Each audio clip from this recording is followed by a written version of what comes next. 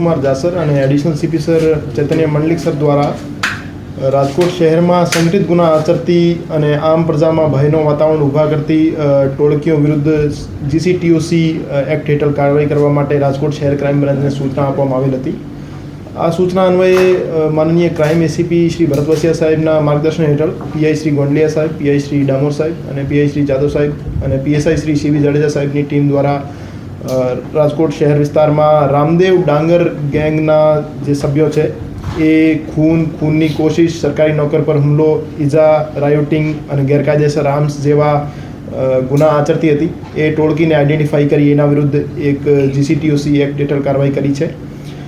2016થી 2025 દરમિયાન આ ટોળકી દ્વારા 24 જેવા ગંભીર ગુના આચરવામાં આવેલ હતા। એ ગંભીર ગુનાઓને ધ્યાને લઈ એમના વિરુદ્ધ ગાંધીગ્રામ પોલીસ સ્ટેશનમાં ગુનો દાખલ કરવામાં આવેલ છે અને 3 આરોપીઓ રામદેવ લક્ષ્મણ ડાંગર, કુલદીપ ઉર્ફે લાલો દશરથસિંહ જાડેજા અને સતીશ મેરાભાઈ બાલાસરા અત્યારે ક્રાઇમ બ્રાન્ચના સકંજામાં છે અને બાકી આરોપીઓ જે છે એને પકડવા માટે તજવીજ ચાલુ છે।